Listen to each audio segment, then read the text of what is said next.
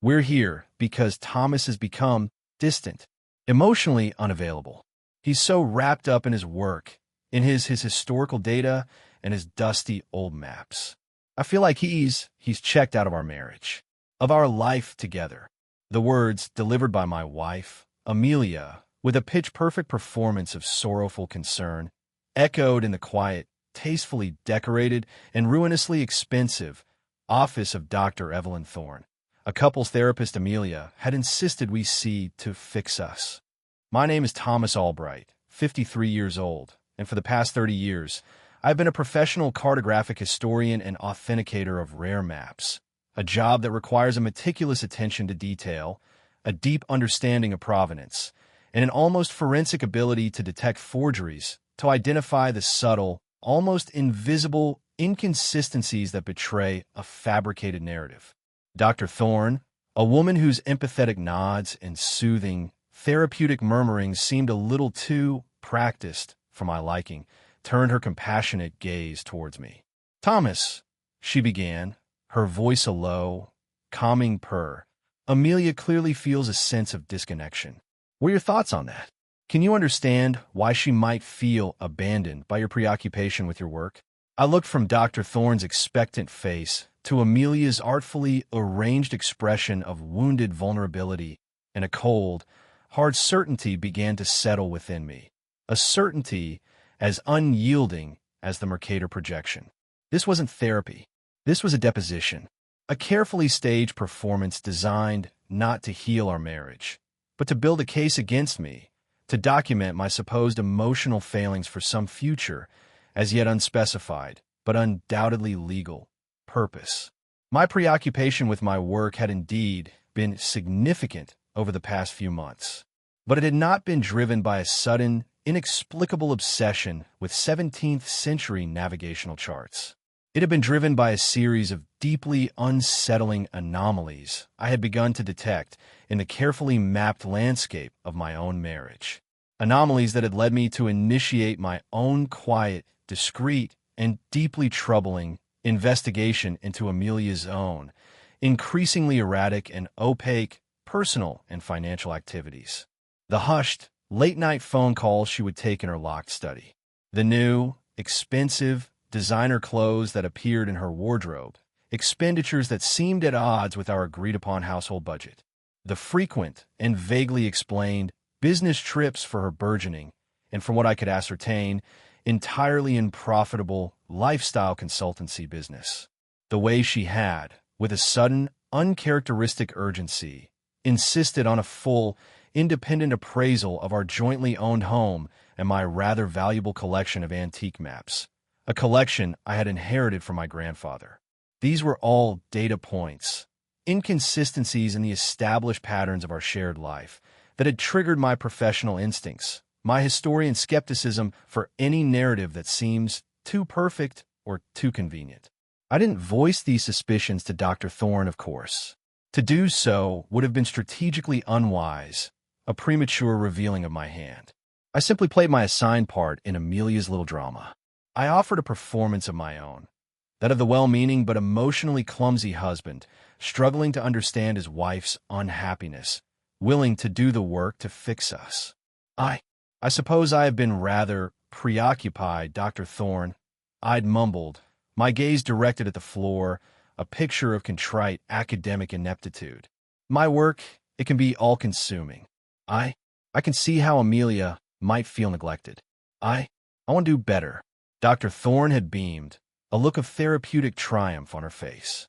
Amelia had offered me a small, pitying smile, a smile that didn't quite reach her cold, calculating eyes. The session had concluded with Dr. Thorne prescribing a course of intensive couples therapy, twice a week, a process she assured us would help us to reconnect and rediscover our shared narrative. I had agreed, of course. It would provide an excellent, and for them, entirely unsuspected, opportunity for me to continue my own, more forensic analysis of their shared narrative, the one being constructed by Amelia, and I suspected, by her solicitor, for whom Dr. Thorne's session notes would undoubtedly provide a wealth of useful, if entirely fabricated, evidence.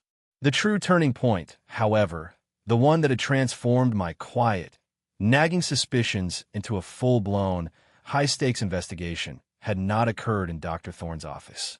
It had occurred 2 days prior in the quiet, anonymous bustle of a downtown coffee shop.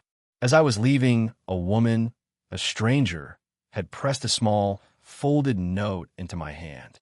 "You're Thomas Albright, Amelia's husband, right?" she'd whispered, her eyes filled with a mixture of pity and a certain grim urgency.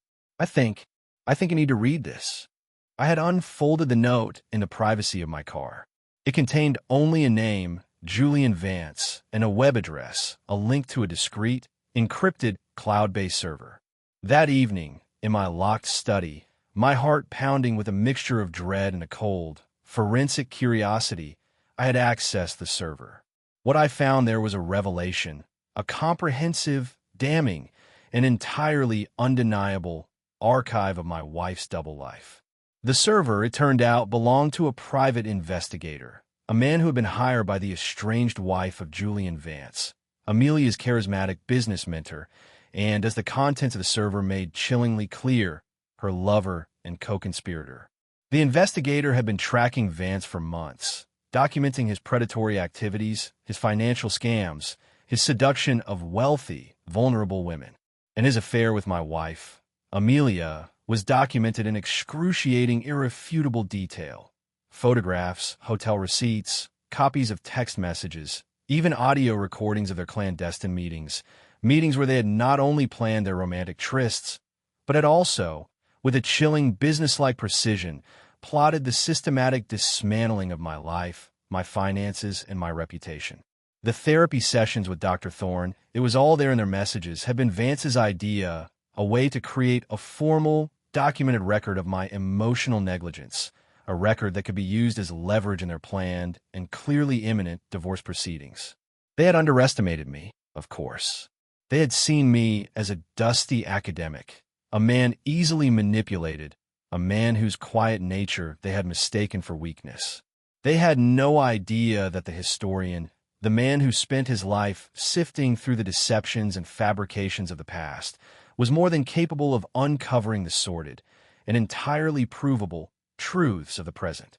The note from the stranger, the wife of Amelia's lover, had not just uncovered Amelia's double life. It had armed me with the very weapon I needed to dismantle it. The therapy sessions would continue, yes, but their purpose, from my perspective, had now changed. They were no longer a forum for healing.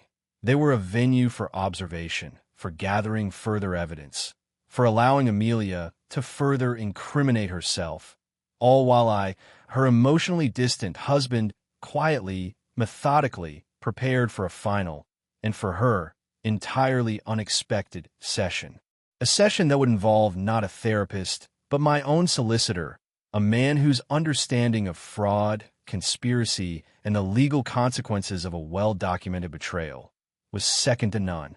The narrative, as they say in my profession, was about to be comprehensively and devastatingly revised.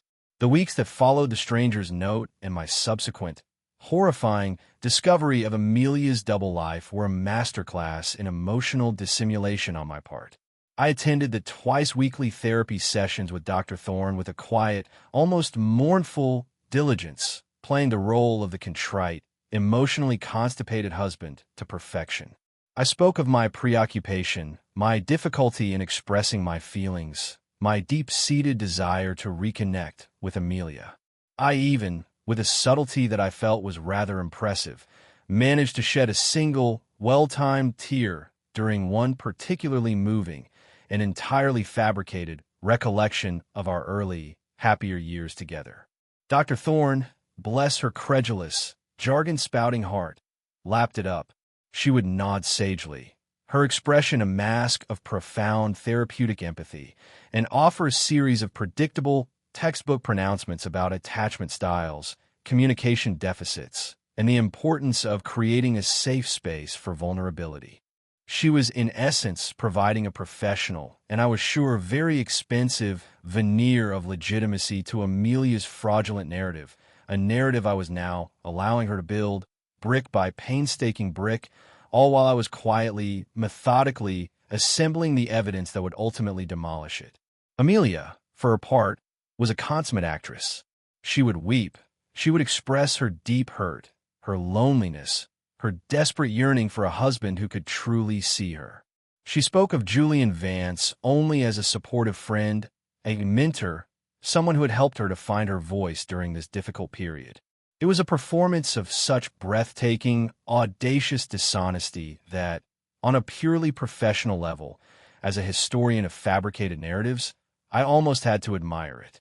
But as a husband, as a man, the contempt I felt was a cold, hard knot in the pit of my stomach. While they were engaged in their therapeutic theater, I was engaged in my own, far more productive, research. The initial dossier provided by Julian Vance's estranged wife's private investigator had been a treasure trove, but it was just the beginning. It had given me the framework, the key data points. Now, I needed to build upon it, to create a case so comprehensive, so irrefutable, that when the time came, Amelia and Vance would have no room to maneuver, no crevice of denial to retreat into. I engaged my own solicitor, the formidable Alastair Sterling, a man whose reputation for dismantling complex financial frauds was second to none. Alastair, upon reviewing the preliminary evidence, had reacted with a mixture of professional outrage and a certain grim litigator's glee. "Thomas," he'd said, his eyes gleaming behind his spectacles, "this is not just a case of simple infidelity. This is a clear, premeditated conspiracy to defraud. Your wife and this life coach charlatan, they're not just trying to end a marriage. They're trying to execute a hostile and entirely illegal asset-stripping operation. And we, my dear Thomas, are going to ensure that their operation fails spectacularly and publicly." Alastair's team, which included a brilliant forensic accountant named Eleanor Preston, began a deep dive into Amelia's and Vance's finances. They traced the flow of funds from our joint accounts, which Amelia had been systematically draining for months under the guise of business expenses for her non-existent consultancy, directly into a series of shell corporations controlled by Vance. They uncovered evidence that Vance had used this money to fund not just his affair with Amelia, but also his lavish lifestyle, his leased luxury car, his high-stakes gambling habits, and, it seemed, a string of other, similar mentorships with other vulnerable, wealthy women. Vance was not just a cheating lover. He was a serial predator, and Amelia was not his first, nor likely his last, victim. But she was, in her own way, a willing and increasingly ambitious accomplice. The audio recordings from the investigators' initial dossier were particularly damning. They captured Amelia and Vance not just planning their trysts, but actively strategizing their legal and financial assault on me. There were conversations about maximizing Amelia's settlement, about creating a narrative of emotional abuse to gain leverage in court, about the best way to challenge the prenup, a prenuptial agreement I, with my usual foresight, had insisted upon, and which Amelia had signed with a dismissive wave of her hand. They even, in one particularly chilling conversation, discussed the possibility of trying to have me declared emotionally unstable and incapable of managing my own affairs, a move that would, they believed, give Amelia, as my concerned, long-suffering wife, a legal claim to control my personal assets and my rather substantial inheritance from my grandfather. Dr. Thorne's role in all of this became clearer. She was not just a therapist. She was a pawn, a useful idiot, a professional whose credulity and therapeutic jargon were being weaponized to create a false record of my supposed mental and emotional decline. Her session notes, which Alastair would later subpoena, would undoubtedly be filled with her professional assessment of my emotional unavailability, my defensive posturing, my resistance to intimacy, all of which would have been grist for the mill of Amelia and Vance's planned legal assault. As the evidence mounted, a new, more audacious plan began to form in my mind, a plan that went beyond simply defending myself in divorce court, a plan for a final therapy session, a session where all the players would be present, a session where the carefully constructed narratives would be stripped away and the raw, unvarnished truth would be laid bare. I continued to attend the sessions with Dr. Thorne, playing my part, gathering my data, waiting for the opportune moment. Amelia, growing more confident with each session, with each tearful, unchallenged performance of her victimhood, became more careless, her lies more elaborate, her sense of impending victory more palpable. She had no idea that her every word, her every sigh, her every artfully feigned tear was being recorded, not just by Dr. Thorne's therapeutic notes, but by the far more rigorous and far less sympathetic archives of my own, ongoing, forensic investigation. The historian, the quiet man of dusty maps and forgotten narratives, was about to deliver a history lesson that Amelia and Dr. Thorne and the predatory Julian Vance would not soon forget. The therapy was indeed working, just not, perhaps, in the way any of them had intended. It was clarifying things beautifully. The final therapy session, the one I had been quietly, meticulously preparing for, was scheduled for a Tuesday afternoon, 6 weeks after my initial, horrifying discovery of Amelia's double life. By now, the dossier Alastair Sterling and I had compiled was a masterpiece of forensic evidence, a comprehensive, multi-layered, and utterly damning indictment of Amelia's and Julian Vance's conspiracy. We had everything: financial records, surveillance reports, audio recordings, sworn affidavits from other women Vance had defrauded, and a detailed, psychological profile of Vance himself, prepared by a leading forensic psychologist Alastair had on retainer. My own performance as the contrite, emotionally struggling husband had, if I may say so myself, been flawless. Dr. Thorne, our couple's therapist, was now fully convinced that I was the primary source of our marital discord, a man whose emotional alexithymia and avoidant attachment style were at the root of Amelia's profound and entirely justified unhappiness. Amelia, for her part, had become almost drunk on her own performance, her sense of victimhood so deeply ingrained, so consistently validated by Dr. Thorne's therapeutic platitudes, that she seemed to have genuinely forgotten that it was all a lie. She was now, in her own mind, the tragic heroine, the long-suffering wife on the cusp of a brave and hopefully very lucrative emancipation. The plan for our final session was simple, elegant, and, I felt, entirely proportionate to the scale of their deceit. Alastair Sterling and I had arranged for a small addition to the usual cast of characters. We had, through a series of carefully worded legal communications, extended a formal invitation to the session to 2 other interested parties, Mr. Julian Vance and his own, very angry and very well-represented, estranged wife, a formidable businesswoman named Eleanor Preston, the woman whose private investigator had provided me with the initial explosive dossier.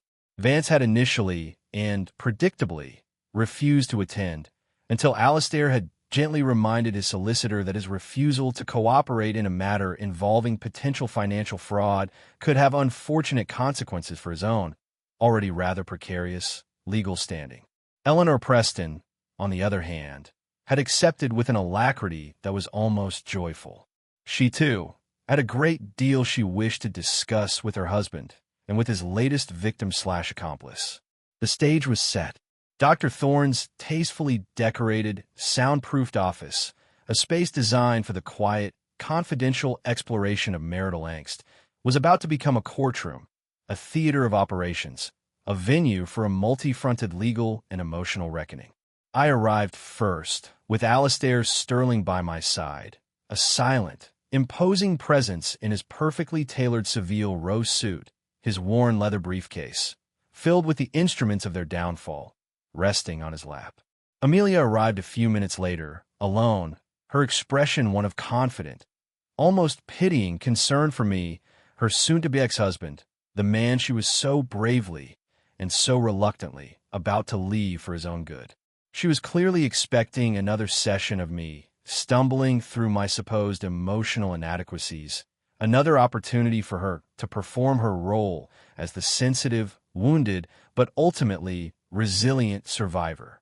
Her eyes widened in surprise, and then dawning, horrified, comprehension as, moments later, the door to Dr. Thorne's office opened again, and Julian Vance was ushered in by Alastair's stone-faced junior associate, followed closely by Eleanor Preston, her face a mask of cold, hard, and deeply satisfied fury. And finally, Dr. Thorne herself entered, her usual serene, therapeutic smile faltering as she took in the unexpected and clearly rather hostile additions to her carefully managed therapeutic space. Alistair? Julian? Eleanor? Amelia stammered, her gaze darting between us, the color draining from her face. What is going on? What are they doing here? We're having a group therapy session. Amelia, I said, my voice calm, almost gentle, a rather expanded one. It seems there are a few interconnected narratives that require a more holistic approach to untangling. Dr. Thorne, I added, turning to the now utterly bewildered therapist, I believe you are a proponent of systems theory in family therapy, are you not? The idea that one cannot understand an individual's behavior without understanding the larger system in which they operate? Well, doctor, welcome to the system. Alistair Sterling then rose, placing a series of thick, neatly bound folders on the polished coffee table between us. One for Amelia, one for Vance, and one, as a professional courtesy, for the now visibly trembling Dr. Thorne. These documents, Alistair announced, his voice filling the suddenly silent room with a quiet, implacable authority, are a preliminary summary of our findings regarding a rather complex, and we contend, criminally fraudulent conspiracy orchestrated by Mr. Vance and Ms. Albright, designed to systematically defraud my client, Mr. Thomas Albright, and it now appears several other individuals, including Mr. Vance's own wife, Ms. Eleanor Preston. He paused, letting his words sink in. They contain financial records, surveillance reports, sworn affidavits, and, perhaps most pertinently for you, Dr. Thorne, transcripts of audio recordings in which your own therapeutic sessions are explicitly discussed by Ms. Albright and Mr. Vance as a strategic tool for fabricating evidence of Mr. Albright's supposed emotional instability for use in future divorce proceedings. A practice which, I'm sure you will agree, raises certain rather serious questions of professional ethics and potential legal culpability on your part. Dr. Thorne looked as though she might faint.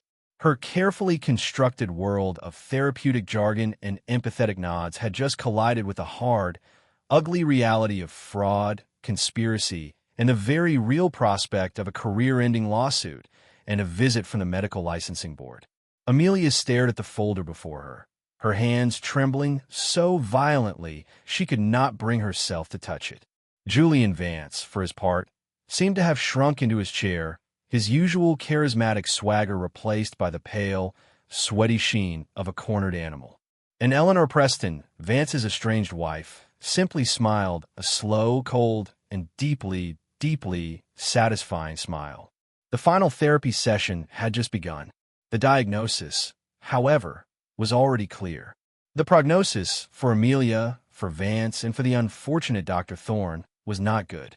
The quiet, dusty historian, the man they had all so profoundly underestimated, was about to deliver his final and most devastating historical lesson. And the primary sources I knew were irrefutable. The implosion within Dr. Thorne's tastefully decorated and now catastrophically compromised consulting room was as swift as it was, from my perspective, deeply, if grimly, satisfying. The leather-bound folders Alistair Sterling had so calmly placed on the coffee table lay like unexploded ordnance, their very presence radiating a palpable aura of impending doom. Amelia, my wife, stared at her copy, her face a mask of chalky, incredulous horror. Julian Vance, her lover and co-conspirator, seemed to be actively trying to merge with the upholstery of his expensive armchair. And Dr. Thorne, the therapist, the supposed arbiter of emotional truth, looked as though she had just been presented with a terminal diagnosis of her own career. It was Eleanor Preston, Vance's estranged wife and the unexpected catalyst for this entire reckoning, who spoke first, her voice a low, dangerous purr that cut through the strained silence like a surgeon's scalpel. "Julian, darling," she began, addressing her husband with a tone of honeyed contempt, "it seems your little mentorship program has been rather more diversified than you let on, and considerably more legally actionable. I do hope you've been setting aside a portion of your ill-gotten gains for a competent criminal defense attorney. You're going to need one." Vance flinched as if struck. He opened his mouth to protest, to bluster, but no words came out. He was trapped, his usual arsenal of charm and manipulation utterly useless against the combined, and now united, forces of two betrayed spouses and their formidable legal counsel. Amelia then found her voice, a high, thin, reedy sound that was a pathetic imitation of her usual confident tones. This is a trick," she cried, her gaze darting wildly between me, Alastair, and Eleanor Preston. You're all in this together. You're trying to frame us. Thomas, how could you? After all our years together, after all the work we've been doing here with Dr. Thorne." She gestured vaguely towards the now ashen-faced therapist, as if invoking the name of some protective deity. Dr. Thorne, however, was clearly in no position to offer any therapeutic or indeed legal sanctuary. She was staring at her own copy of the dossier, her hands trembling, her professional and ethical world crumbling around her. Her safe space for vulnerability had just become a high-stakes legal minefield, and she was standing right in the middle of it. "The only work that has been done in this room, Amelia," I said, my voice quiet but unyielding, "has been your and Mr. Vance's systematic attempt to fabricate a false narrative for the purposes of financial gain and legal leverage. A narrative that Dr. Thorne, either through gross professional negligence or, more troublingly, a willful blindness to the realities of your situation, has unfortunately, and perhaps culpably, enabled. This," I gestured to the folders, "is not a trick.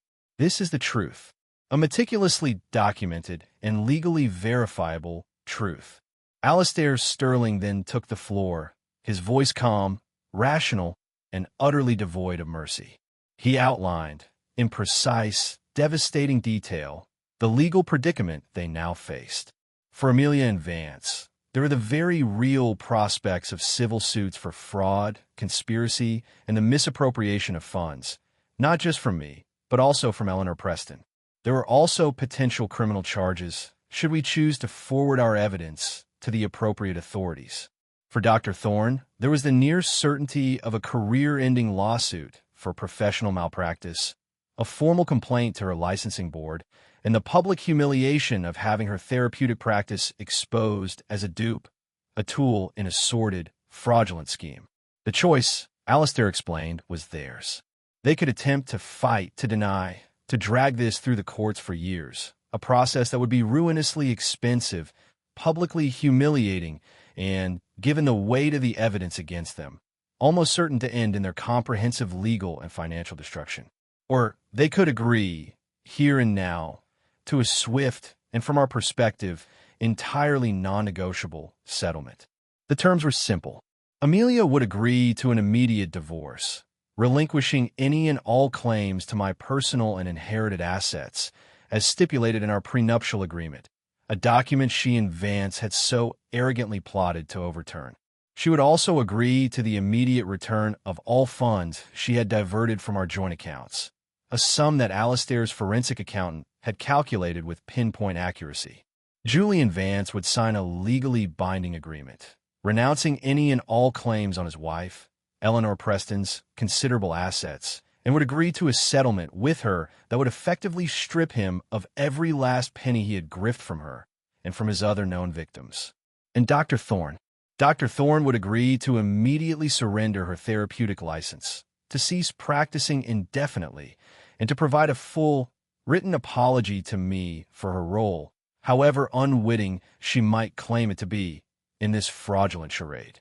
In return, Eleanor Preston and I would agree not to pursue private criminal charges, though we could, of course, make no promises regarding the actions of any other defrauded parties, or indeed, the district attorney's office, should they take an independent interest in Mr. Vance's rather creative business practices. The silence in the room, after Alastair had finished, was absolute. The choice was stark, the consequences clear. It was a complete and utter checkmate. Julian Vance, his face a mask of gray, defeated sweat, was the first to fold. He looked at his wife, Eleanor Preston, at her expression of cold, unyielding triumph, and he simply nodded, a small, almost imperceptible gesture of total surrender. Dr. Thorne, her therapeutic career in ruins, her face a mask of tear-streaked despair, also nodded, her movements stiff, robotic. And Amelia, my wife, my partner of 20 years, the woman I had once loved, looked at me, her eyes finally, in this moment of total, abject defeat, holding not arrogance, not deceit, not manipulation, but a flicker of something that might have been comprehension. A dawning, horrified understanding of the full, catastrophic extent of her own folly, her own betrayal. She too nodded. The therapy session was over. The healing process, as Dr. Thorne might have termed it, had been unconventional, certainly, but it had also been, in its own brutal, forensic way, remarkably effective. The truth, the real, unvarnished, and legally binding truth, had at last been brought to light. And the healing, for me at least, could now, finally, truly begin. The aftermath of that final explosive therapy session was a slow, meticulous, and from my perspective, deeply satisfying process of legal and personal disentanglement. The settlement agreements, as drafted by Alistair Sterling with his usual ruthless efficiency, were signed, sealed, and delivered within a week. There were no further negotiations, no last-ditch attempts at resistance. The weight of the evidence we held, and the very real threat of criminal prosecution, had rendered them all remarkably compliant. Amelia and I were divorced with a speed that was almost breathtaking, a quiet, administrative procedure that stood in stark contrast to the emotional and financial carnage that had preceded it. She received her share of our legitimate, and now considerably diminished, marital property, a sum sufficient for a modest, but certainly not luxurious, new life. The house, the one filled with so many memories, both good and bad, was sold, its proceeds divided according to the strict, and for her, deeply unfavorable, terms of our settlement. She moved into a small, rented apartment in a less fashionable part of the city. Her dreams of a life of effortless, Vance-fueled affluence replaced by the more prosaic realities of a significantly reduced income and a future she would now have to build, for the first time in her adult life, entirely on her own. Julian Vance, as expected, was financially eviscerated. His settlement with his estranged wife, Eleanor Preston, stripped him of every last ill-gotten asset. He was forced to sell his leased sports car, to abandon his luxury apartment, to face a barrage of lawsuits from other disgruntled clients who, emboldened by the news of his downfall, now came forward to reclaim their own stolen funds. He became a pariah, a cautionary tale whispered in the city's affluent circles, his career as a predatory life coach definitively and deservedly over. Dr. Evelyn Thorne, our erstwhile couples therapist, quietly surrendered her license and retired from practice, her reputation in ruins. Her name became a byword in the local therapeutic community for professional negligence and a shocking lack of ethical judgment, a case study to be discussed in hushed, horrified tones at ethics seminars for years to come. As for me, my life, once so disrupted, so contaminated by their collective deceit, began a process of quiet, steady restoration. The initial, raw pain of Amelia's betrayal slowly faded, replaced by a kind of weary, almost academic, sense of closure. I had not sought revenge, not in the traditional sense. I had simply conducted an audit of my marriage, of my life, of a system that had become dangerously, almost fatally compromised. And I had, with the tools of my trade, logic, evidence, meticulous analysis, identified the vulnerabilities, isolated the malicious code, and executed a plan to restore the system to its original and far more secure state. My work as a cartographic historian took on a new, deeper meaning for me. The maps I studied, the historical narratives I untangled, were a constant reminder of the enduring power of truth, of the importance of an accurate, unvarnished record.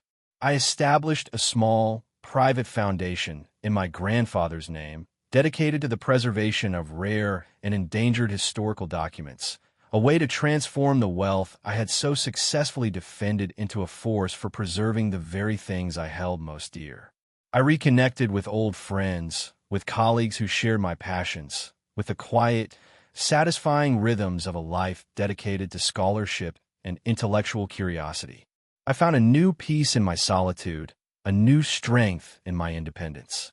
One cool autumn afternoon, about a year after the divorce was finalized, I was in my study, a quiet sanctuary of books, maps, and the faint, comforting scent of old paper, when I received a small, unexpected package.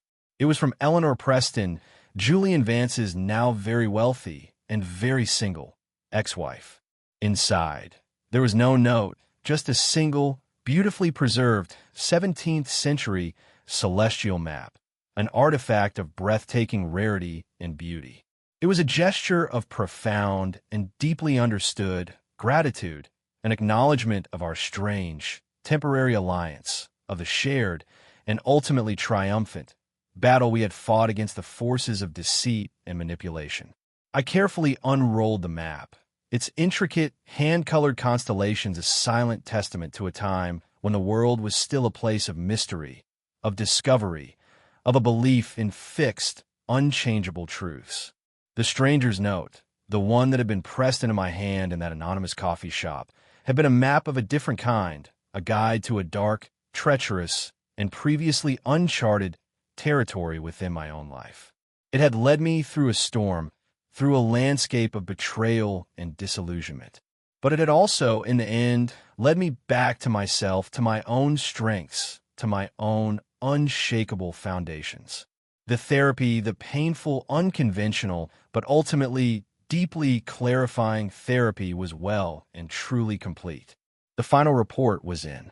The accounts were balanced, and the future, a vast, open, and uncharted map of new possibilities, stretched out before me, waiting to be explored on my own terms, and with a new, hard-won, and entirely satisfying sense of direction. The years that followed were a testament to the quiet, enduring power of a life rebuilt on a foundation of truth and integrity. The foundation I established in my grandfather's name flourished, funding the preservation of several important historical collections and providing grants for young scholars in the fields of cartography and archival science. It was a legacy that felt authentic, meaningful, a quiet counterpoint to the hollow, materialistic ambitions that had so nearly derailed my own life. My own research continued to be a source of deep, intellectual satisfaction. I published a well-received book on the cartographic history of early polar exploration, a project that had been a lifelong passion, and found a new joy in mentoring postgraduate students, sharing my knowledge and my passion with a new generation of historians. The world of rare maps and historical documents, with its elegant certainties and its patient, unfolding truths, remained my sanctuary, my true north. Of Amelia and Julian Vance, I heard almost nothing. They had faded into the obscurity they so richly deserved, their names footnotes in a closed, and from my perspective, thoroughly audited, case file. The trauma of their betrayal, once so sharp and all-consuming, softened with time, its raw edges smoothed by the steady, gentle abrasion of a life well-lived, a life filled with purpose, with friendship, and with the quiet, satisfying rhythms of scholarly pursuit. One day, many years later, while attending an academic conference in a distant city, I found myself in a small, secondhand bookstore, the kind of dusty, chaotic, and utterly delightful place I could happily lose myself in for hours. While browsing a shelf of forgotten travelogues, I came across a slim, rather battered, volume from the 1930s, an account of a solo journey through the Amazon. Tucked inside the front cover was a small, folded note, its paper yellowed with age, its ink faded but still legible. It was a note from the author to a friend, a brief, poignant reflection on the challenges and rewards of his journey. "The jungle, my dear friend," it read, is a place of many deceptions. Paths that seem clear lead only to impenetrable thickets. The most beautiful flowers often conceal the most potent venoms.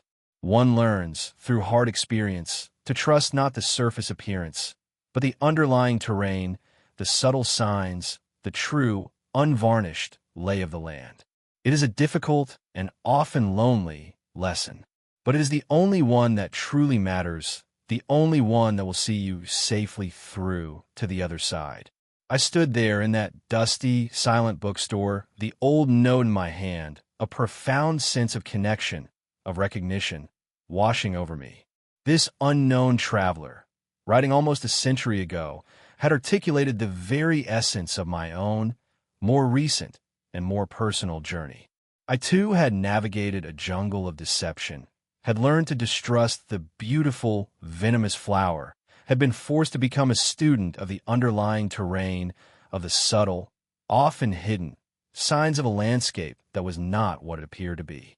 The stranger's note, the one that had been pressed into my hand in that coffee shop so long ago, had been my own unexpected guide to that treacherous terrain.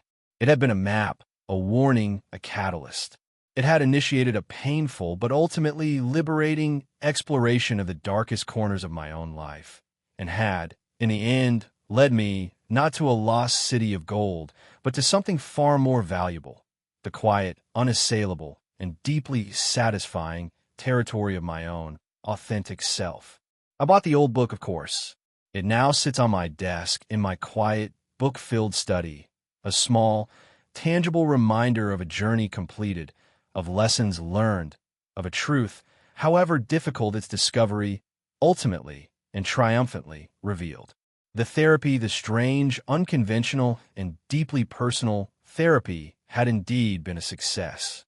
The final analysis was complete, and the historical record, my historical record, was at last accurate, secure, and entirely peacefully at rest.